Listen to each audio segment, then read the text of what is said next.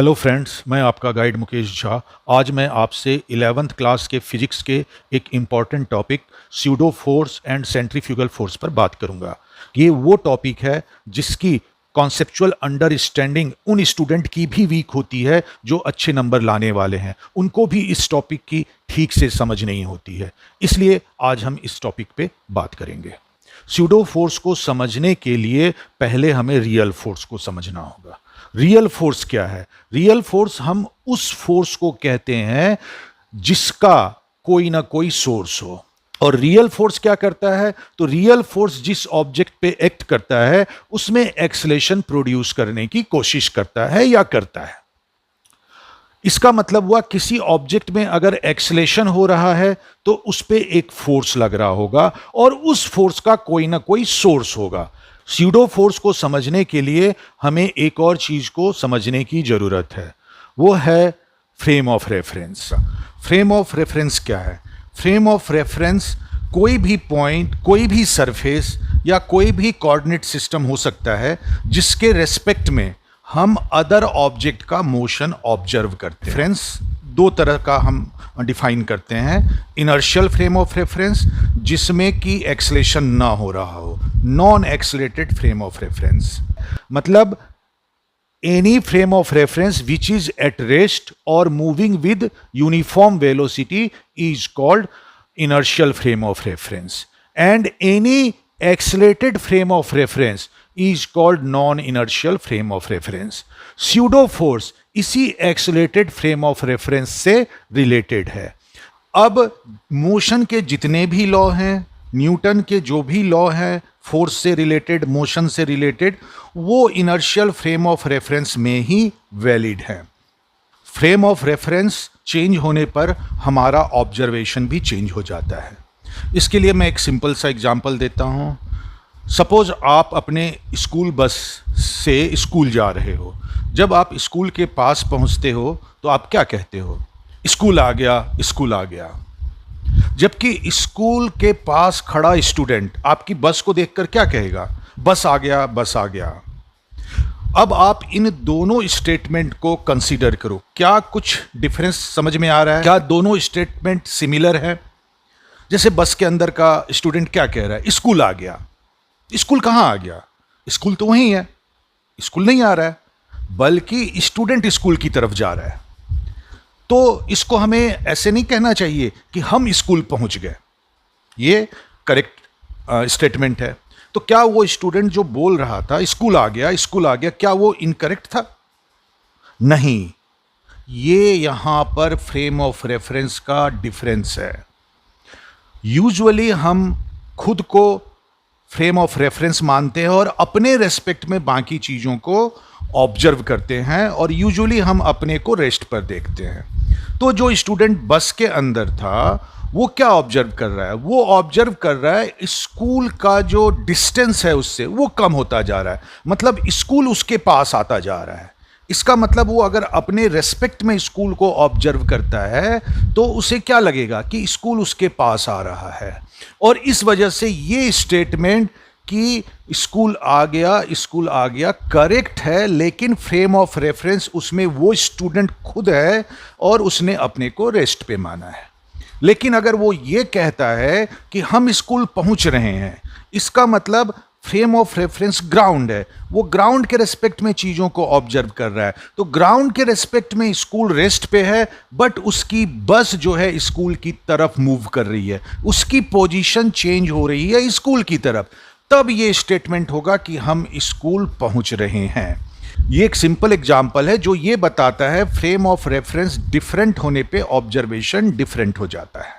अब हम frame of reference के कॉन्सेप्ट को थोड़ा और एक्सटेंड करते हैं। सपोज यह आपकी कार है जो v वेलोसिटी से इस डायरेक्शन में जा रही है। यह ग्राउंड पर स्टेशनरी एक ऑब्जर्वर है। यह एक ऑब्जेक्ट m मास का है, वह भी ग्राउंड के रिस्पेक्ट में स्टेशनरी है। इस ऑब्जर्वर के लिए यह ऑब्जेक्ट रेस्ट पर है, लेकिन इसी ऑब्जेक्ट को इस मूविंग कार के अंदर बैठा हुआ कोई ऑब्जर्वर देखे तो उसे लगेगा यह ऑब्जेक्ट v वेलोसिटी से कार के अपोजिट डायरेक्शन में जा रहा है। इसका मतलब हुआ इस ऑब्जेक्ट में एक वेलोसिटी कार के अपोजिट डायरेक्शन में जनरेट हो गई है विद रेस्पेक्ट टू कार। इसको दूसरे वर्ड में बोल सकते हैं कि अगर हम कार को स्टेशनरी एज्यूम कर लें तो इसका मतलब हुआ यह ऑब्जेक्ट v वेलोसिटी से कार के अपोजिट डायरेक्शन में मूव कर रहा है। इसको ऐसे देख सकते हो कि जब कार मूव कर रहा था तो ऑब्जेक्ट और कार के बीच सेपरेशन हो रहा था, कार आगे जा रहा था और उसके रेस्पेक्ट में ऑब्जेक्ट पीछे हो रहा था। तो अगर मैं कार को स्टेशनरी मान लूं तो मैं ये कह सकता हूं कि इसी वेलोसिटी v से ये ऑब्जेक्ट पीछे मूव हो रहा है, मतलब इसके रेस्पेक्ट में इसकी पोजीशन बैकवर्ड हो रही है। और यही फ्रेम ऑफ रेफरेंस का कॉन्सेप्ट है, जिसमें फ्रेम ऑफ रेफरेंस चेंज करने पे जो ऑब्जर्वेशन है वो चेंज हो जाता है। अब सपोज आपकी कार में ए एक्सेलेरेशन इस डायरेक्शन में है, तो यह जो ऑब्जेक्ट रेस्ट पे था वह इस स्टेशनरी ऑब्जर्वर के लिए अभी भी रेस्ट पर है। लेकिन अगर कार के अंदर बैठा हुआ कोई ऑब्जर्वर इस ऑब्जेक्ट को देखता है तो उसे लगेगा इतना ही एक्सेलेरेशन इस ऑब्जेक्ट में अपोजिट डायरेक्शन में हो रहा है, मतलब कार के रेस्पेक्ट में इस ऑब्जेक्ट में एक ए एक्सेलेरेशन अपोजिट डायरेक्शन में डेवलप हो जाता है। और यह इसलिए है क्योंकि कार एक्सेलरेट हो रहा है, तो कार में बैठे हुए ऑब्जर्वर को ऐसा लगेगा। और हमें पता है अगर किसी ऑब्जेक्ट में एक्सेलेरेशन हो रहा है तो उस पर कोई फोर्स भी एक्ट कर रहा होगा। इसका मतलब अगर कार में बैठे ऑब्जर्वर को यह लग रहा है कि इस ऑब्जेक्ट में ए एक्सेलेरेशन अपोजिट डायरेक्शन में है, तो इसका मतलब हुआ कि उसके लिए इस ऑब्जेक्ट पे एक फोर्स ma जो है अपोजिट डायरेक्शन में लग रहा है। लेकिन इस फोर्स का कोई सोर्स नहीं है, यहां पे कोई भी ऐसा एजेंट नहीं है जो इस पे फोर्स लगा रहा है। स्टेशनरी ऑब्जर्वर को यह ऑब्जेक्ट रेस्ट पे लग रहा है, इसलिए स्टेशनरी ऑब्जेक्ट के लिए इस पर कोई फोर्स एक्ट नहीं कर रहा है। लेकिन कार एक्सेलरेशन में है, इस एक्सेलरेटेड फ्रेम के अंदर कोई ऑब्जर्वर जब इस ऑब्जेक्ट को देखेगा तो उसे लगेगा इस ऑब्जेक्ट में ए एक्सेलरेशन अपोजिट डायरेक्शन में है। इसका मतलब हुआ उस ऑब्जर्वर को यह लगेगा कि एक force F m equal to ma इस ऑब्जेक्ट पे एक्ट कर रहा है जो इसमें ए एक्सेलरेशन अपोजिट डायरेक्शन में प्रोड्यूस कर रहा है।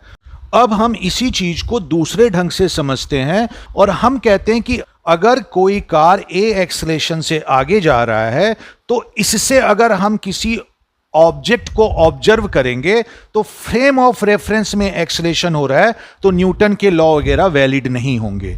तो न्यूटन के लॉ वगैरह को वैलिड बनाने के लिए हम क्या कहते हैं कि फ्रेम ऑफ रेफरेंस को इनर्शियल फ्रेम ऑफ रेफरेंस बनाते हैं, मतलब non accelerated frame of reference, मतलब उसमें एक्सेलरेशन खत्म करना हो। तो एक्सेलरेशन कैसे खत्म कर सकते हैं? अगर इस कार में ए एक्सेलरेशन आगे की तरफ है तो इसमें उतना ही एक्सेलरेशन हम पीछे की तरफ ऐड कर देते हैं। अब क्योंकि हम अपनी मर्जी से चेंज नहीं कर सकते तो इसमें ए एक्सेलरेशन हमने जिस डायरेक्शन में ऐड किया है उतना ही एक्सेलरेशन हर ऑब्जेक्ट में ऐड कर दो जो कि ऑब्जर्व की जा रही हैं। तो हर ऑब्जेक्ट में जो कि ऑब्जर्व की जा रही हैं और फ्रेम ऑफ रेफरेंस में ए एक्सेलरेशन अपोजिट डायरेक्शन में एक्ट कर दिया। इससे क्या हुआ? कार में एक्सेलरेशन खत्म हो गया, यह इनर्शियल फ्रेम बन गया है। लेकिन जब यह इनर्शियल फ्रेम बना तो इस ऑब्जेक्ट में ए एक्सेलरेशन पीछे आ गया है, मतलब यह ऑब्जेक्ट इस तरह से बिहेव कर रहा है मानो इस पे एक फोर्स ma अपोजिट डायरेक्शन में एक्ट कर रहा है। तो सिमिलर चीज यहां पे डेवलप हो गई, बट समझने का तरीका अलग है और यह एप्लीकेशन का ज्यादा बेटर मेथड है। तो बेसिक कॉन्सेप्ट क्या है? अगर एक्सेलरेटेड फ्रेम है तो सबसे पहले उसमें एक्सेलरेशन खत्म करके उसको इनर्शियल फ्रेम बनाओ, मतलब अपोजिट डायरेक्शन में एक्सेलरेशन ऐड करो। और क्योंकि हम अपनी मर्जी से चेंज नहीं कर सकते तो वही एक्सेलरेशन उसी डायरेक्शन में बाकी ऑब्जर्व चीजों में भी ऐड कर दो। तो हमारी जो कंडीशन है वो न्यूटन लॉ वगैरह के लिए वैलिड होगा, क्योंकि यह फ्रेम ऑफ रेफरेंस इनर्शियल हो चुका है लेकिन इस सिचुएशन में इस ऑब्जेक्ट पे एक फोर्स अपोजिट डायरेक्शन में एक्ट करने लगा है। अब हम स्यूडो फोर्स के कॉन्सेप्ट का यूज एक क्वेश्चन में करेंगे। इस तरह का क्वेश्चन एनसीईआरटी के लॉज ऑफ मोशन चैप्टर में दिया हुआ है। यह कोई ट्रक है, इसके पीछे यह ट्रॉली है जिसमें एक बॉक्स रखा हुआ है जिसका मास 10 kg है। मतलब इस पर ग्रेविटेशनल फोर्स नीचे 100 न्यूटन का लग रहा है। ट्रॉली और बॉक्स के बीच जो कोफिशिएंट ऑफ फ्रिक्शन है वह 0.15 का है और ट्रक में एक्सलेशन 2 मीटर पर सेकेंड स्क्वायर का हो रहा है। तो इसमें हमें देखना है कि बॉक्स ट्रॉली के रेस्पेक्ट में रेस्ट पर ही रहेगा या ट्रॉली पर स्लाइड होने लगेगा, इसको हमें चेक करना है। अब मैंने यहां पे एक ऑब्जर्वर स्टेशनरी भी प्लेस किया है। इस बॉक्स के मोशन को हम इस स्टेशनरी ऑब्जर्वर के रेस्पेक्ट में भी देखेंगे और ट्रॉली के भी रेस्पेक्ट में देखेंगे। ट्रक जो है 2 मीटर पर सेकेंड स्क्वायर के एक्सेलेरेशन से इस डायरेक्शन में जा रही है। अब ऑब्जर्वर को क्या लगेगा? तो ऑब्जर्वर के लिए अगर इसके रेस्पेक्ट में हम देखेंगे तो सबसे पहले हम देख सकते हैं कि कोई भी चीज अगर एक्सेलरेट हो रही है तो उस पर फोर्स लगना नेसेसरी है। अगर ये इंजन एक्सेलरेट हो रहा है आगे की तरफ तो इंजन से ये ट्रॉली अटैच है, तो इंजन में एक्सेलरेट हो रहा है, फिर इंजन से ट्रॉली अटैच है तो इंजन ट्रॉली पे फोर्स लगा रहा है और उस फोर्स की वजह से ट्रॉली आगे जा रही है। ट्रॉली का हर पार्ट अपने पीछे वाले पार्ट को खींच रहा है और इस तरह से, क्योंकि इनके बीच एक इलेक्ट्रिक फोर्स डेवलप है between every part, between every atom, क्योंकि हर एटम के बीच इलेक्ट्रिक फोर्स है तो हर एटम एक दूसरे को खींच रहा है और इन सब में 2 मीटर पर सेकेंड स्क्वायर का एक्सेलेरेशन हो रहा है। अब यह बॉक्स अगर ट्रॉली के साथ जाएगा तो बॉक्स में कौन फोर्स लगाएगा? बॉक्स में एक्सेलेरेशन का सोर्स क्या है? क्या कोई फोर्स यहां एग्जिस्ट करता है जो बॉक्स पे फोर्स लगाए? अगर सपोज यह बॉक्स एज्यूम करो ऊपर होता हवा में तो क्या होता? नीचे से ट्रक निकल जाता, बॉक्स वहीं पे रहता। क्यों? क्योंकि बॉक्स पे कोई भी फोर्स नहीं लग रहा है। लेकिन बॉक्स ट्रॉली के साथ कांटेक्ट में है, तो ट्रॉली के साथ कांटेक्ट में होने की वजह से जब ट्रक आगे मूव होगा तो ट्रॉली के एटम और बॉक्स के एटम के बीच एक अट्रैक्टिव इलेक्ट्रिक फोर्स क्रिएट हो चुका है जो कि फ्रिक्शन को जनरेट करता है। तो हम बोलते हैं कि ट्रॉली और बॉक्स के बीच एक फोर्स फ्रिक्शन लग रहा है। तो जब ट्रॉली आगे जाएगा तो ट्रॉली की वजह से बॉक्स पे आगे की तरफ एक फोर्स लगेगा जिसको हम फ्रिक्शन फोर्स कहते हैं। तो इसके लिए क्या हो रहा है मोशन कि ट्रक ए एक्सेलेरेशन से आगे जा रहा है, बॉक्स उस पर एक फोर्स फ्रिक्शन फोर्स F लग रहा है जिसकी वजह से बॉक्स भी आगे जाएगा। क्या यह फ्रिक्शन फोर्स इतना है कि बॉक्स को भी सेम 2 मीटर पर सेकेंड स्क्वायर के एक्सेलेरेशन से आगे मूव करा सके? क्योंकि यह बॉक्स तभी ट्रॉली के रेस्पेक्ट में रेस्ट पर रह सकता है। तो इसके लिए हम देखते हैं कि फ्रिक्शन की जो मैक्सिमम वैल्यू है वह लिमिटिंग फ्रिक्शन होती है। तो लिमिटिंग फ्रिक्शन जो है कितना एक्सेलेरेशन कॉज कर सकता है? तो लिमिटिंग फ्रिक्शन होता है म्यू एन। एन जहां पे नॉर्मल रिएक्शन है, एन की वैल्यू 100 न्यूटन होगी, तो हमने देख लिया लिमिटिंग फ्रिक्शन की वैल्यू 15 न्यूटन आई। अब लिमिटिंग फ्रिक्शन जो है वह इस बॉक्स में मैक्सिमम एक्सेलेरेशन कॉज करा सकता है, तो वो एक्सेलेरेशन कितना होगा? तो हम देखते हैं 1.5 मीटर पर सेकेंड स्क्वायर। मतलब फ्रिक्शन की वजह से इस बॉक्स में मैक्सिमम 1.5 मीटर पर सेकेंड स्क्वायर का एक्सेलेरेशन हो सकता है। लेकिन ट्रक में कितना एक्सेलेरेशन हो रहा है? 2 मीटर पर सेकेंड स्क्वायर का एक्सेलेरेशन। इसका मतलब यह हुआ box will not be at rest with respect to trolley, क्योंकि इसमें उतना एक्सेलेरेशन नहीं है और बॉक्स ट्रॉली पर पीछे की तरफ स्लाइड होने लगेगा। तो यह जो सॉल्यूशन था इस स्टेशनरी ऑब्जर्वर के लिए था। अब हम इसी प्रॉब्लम को विद रिस्पेक्ट टू ट्रॉली देखते हैं। मतलब आप एज्यूम कर लो कि ट्रॉली ही ऑब्जर्वर है। अगर ट्रॉली के रिस्पेक्ट में बॉक्स को ऑब्जर्व करें तो ट्रॉली जो है वो फ्रेम ऑफ रेफरेंस है और उसमें ए एक्सेलेरेशन है, 2 मीटर पर सेकेंड स्क्वायर का एक्सेलेरेशन। जो हमने स्यूडो फोर्स का कॉन्सेप्ट देखा था तो उसमें हमने क्या कहा था कि जो फ्रेम ऑफ रेफरेंस इनर्शियल होना चाहिए, मतलब नॉन एक्सेलरेटेड होना चाहिए। तो सबसे पहले हम फ्रेम ऑफ रेफरेंस में एक्सेलेरेशन खत्म करते हैं। अगर ट्रॉली में ए एक्सेलेरेशन आगे हो रहा है तो एक्सेलेरेशन उसमें से खत्म करने के लिए हम ट्रॉली में उतना ही एक्सेलेरेशन पीछे ऐड कर देंगे, तो ट्रॉली में एक्सेलेरेशन खत्म हो गया, मतलब वह इनर्शियल फ्रेम हो गया। लेकिन साथ में ही हमें सेम एक्सेलेरेशन हर ऑब्जर्व्ड ऑब्जेक्ट में भी ऐड करना होगा उसी डायरेक्शन में। तो इसका मतलब हुआ अगर ट्रॉली को हमने इनर्शियल फ्रेम बनाया by adding acceleration in opposite direction, तो बॉक्स इस तरह से बिहेव करेगा मानो उसमें ए एक्सेलेरेशन पीछे की तरफ आ गया। इसका मतलब बॉक्स में एक फोर्स एम ए पीछे की तरफ एक्ट कर रहा है। तो ट्रॉली के रेस्पेक्ट में देखने पे क्या होगा कि ट्रॉली के रेस्पेक्ट में अगर हम इसको ऑब्जर्व करेंगे, ट्रॉली को इनर्शियल फ्रेम ऑफ रेफरेंस बना के, तो बॉक्स इस तरह से बिहेव करेगा मानो उस पे एक फोर्स एम ए पीछे की तरफ एक्ट कर रहा है। और इस पे हमें पता है कि बॉक्स और ट्रॉली के बीच एक फ्रिक्शन फोर्स एक्ट करता है, जिसकी वजह से उस पे फ्रिक्शन बॉक्स पे आगे की तरफ लगेगा। तो बॉक्स पे दो फोर्स है, फ्रिक्शन आगे की तरफ और स्यूडो फोर्स एम ए पीछे की तरफ। और इन दोनों फोर्सेस की वजह से बॉक्स का motion with respect to trolley होगा। अब हम देखते हैं बॉक्स इस ट्रॉली पर स्टेशनरी रहेगा या नहीं रहेगा। तो स्टेशनरी रहने की कंडीशन है कि फ्रिक्शन इस स्यूडो फोर्स को बैलेंस कर ले, अदरवाइज यह बॉक्स स्टेशनरी नहीं रहेगा।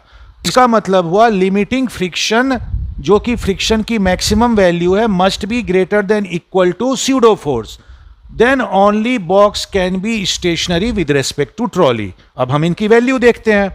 तो लिमिटिंग फ्रिक्शन की वैल्यू हम निकाल चुके हैं, 15 न्यूटन है। और स्यूडो फोर्स, जो एक फोर्स इस पे पीछे की तरफ एक्ट कर रहा है विद रेस्पेक्ट टू ट्रॉली, उसकी वैल्यू 20 न्यूटन है। इसका मतलब अगर हम विद रेस्पेक्ट टू ट्रॉली देखते हैं तो स्यूडो फोर्स की वैल्यू लिमिटिंग फ्रिक्शन से ज्यादा है।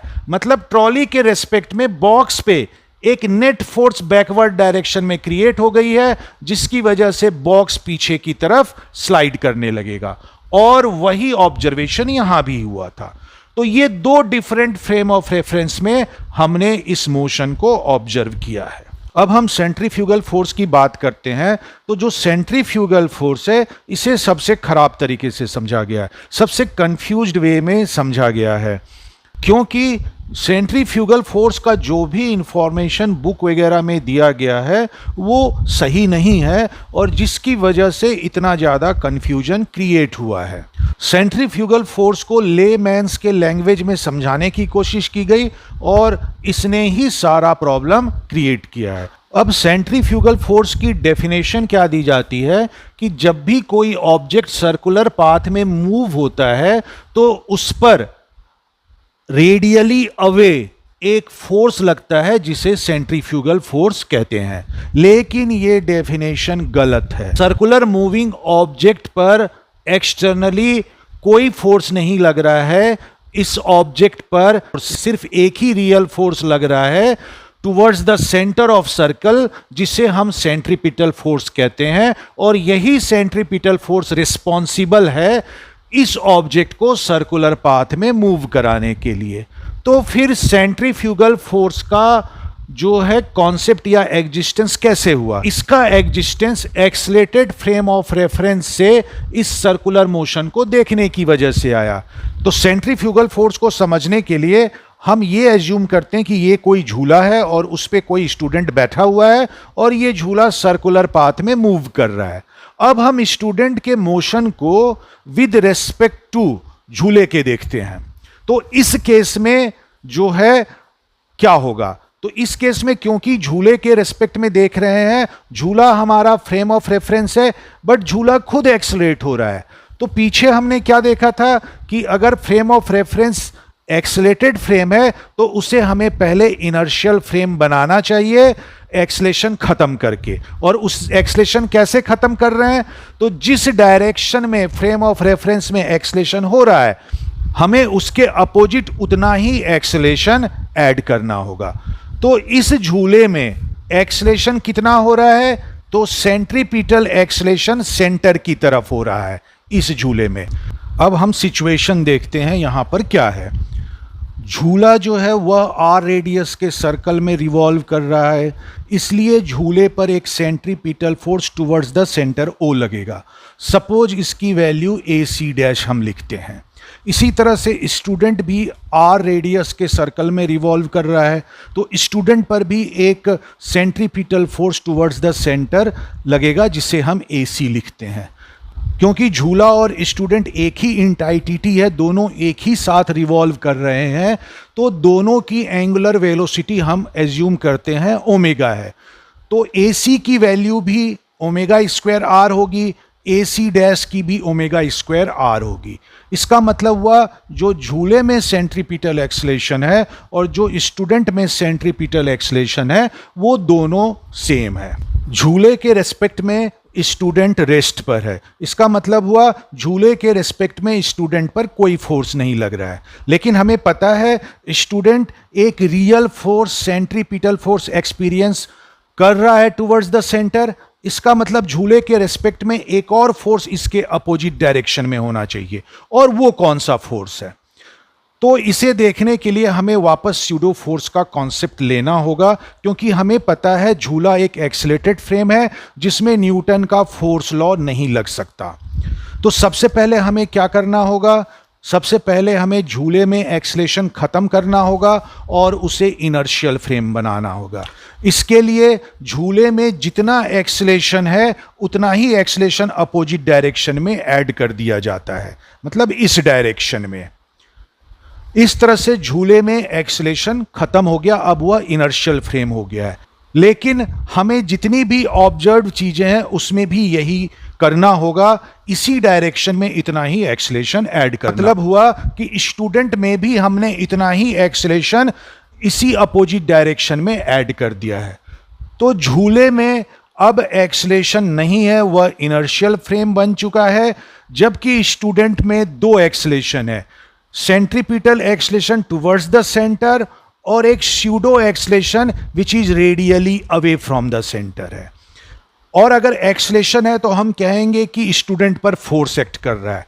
तो यह जो सेंट्रीपिटल एक्सेलेशन है वह किस फोर्स की वजह से आ रहा है? उसे हमने नाम दिया सेंट्रीपिटल फोर्स MAC, जहां पे M स्टूडेंट का मास है।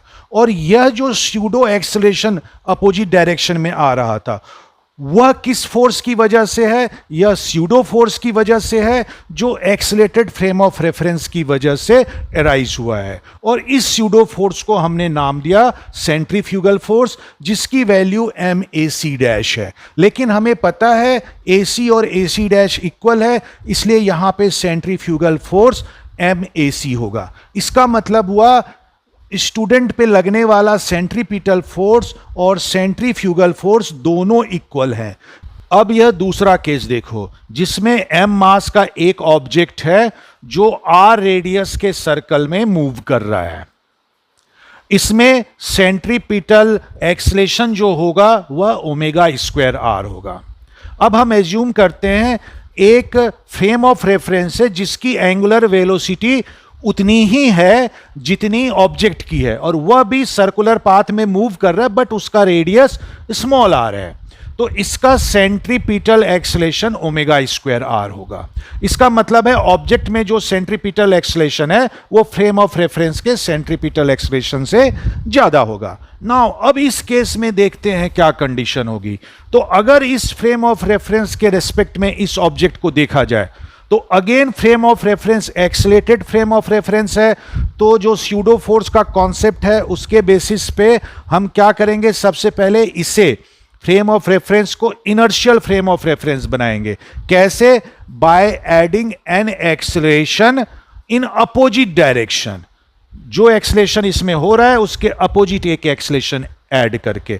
तो इसमें सेंटर की तरफ रेडियली इनवर्ड एक एक्सेलरेशन AC डैश है, तो इसमें रेडियली अवे इतना ही एक्सेलरेशन ऐड कर दिया। तो यह तो इनर्शियल फ्रेम ऑफ रेफरेंस हो गया। लेकिन फिर हम क्या करते हैं? जब हम ऐसा करते हैं तो जो ऑब्जर्व्ड ऑब्जेक्ट है उसमें भी सेम एक्सेलरेशन ऐड करना होता है। तो इस ऑब्जेक्ट को हम ऑब्जर्व कर रहे हैं तो इसमें इतना ही एक्सेलरेशन रेडियली अवे ऐड कर दिया AC डैश।